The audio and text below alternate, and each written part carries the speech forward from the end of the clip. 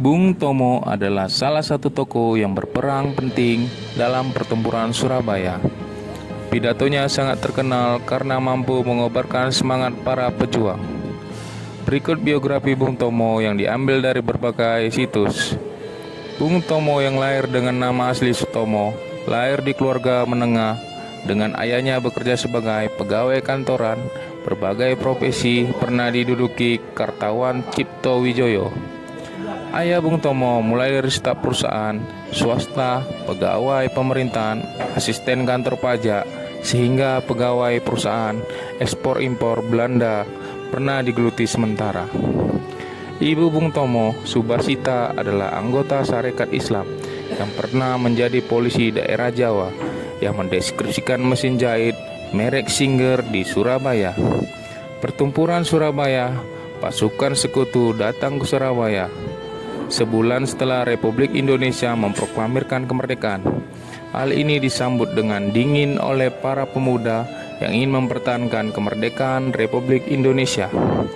Singkat cerita, terjadi insiden perobekan bendera Belanda di Hotel Yamamoto tanggal 19 September tahun 1945.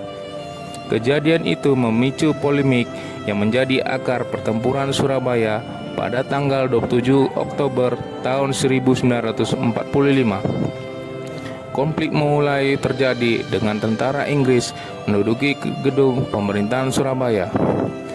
29 Oktober, Presiden Soekarno datang menghentikan pertempuran. Kehadirannya membuahkan gencatan senjata pada 30 Oktober 1945.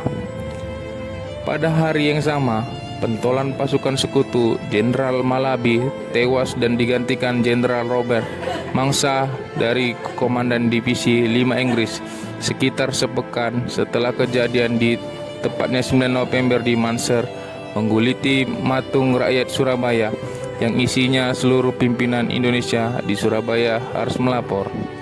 Semua senjata pihak Indonesia diserahkan dan pemimpin Indonesia harus mendatangi surat pernyataan menyerah tanpa syarat. Ultimatum itu membuat darah pemuda bergejolak untuk melawan dan tak ada yang menyerah, membuat pihak sekutu murka dan menyerang Surabaya hingga pertempuran tak bisa dihindari. Kota Surabaya hancur di tangan pasukan gabungan Inggris dan Belanda dengan banyak korban jiwa baik dari pihak sekutu maupun pejuang tanah air yang kemudian diperingati sebagai Hari Pahlawan. Peran Bung Tomo, para pemimpin Indonesia menggemakan semangat perjuangan dengan pidato-pidato mereka yang menggebu-gebu. Begitu juga dengan Bung Tomo yang kala itu seorang sebagai jurnalis. Jika pertempuran Surabaya tahun 1945 adalah simbol revolusi kemerdekaan Republik Indonesia, maka Bung Tomo pantas disebut sebagai simbol pertempuran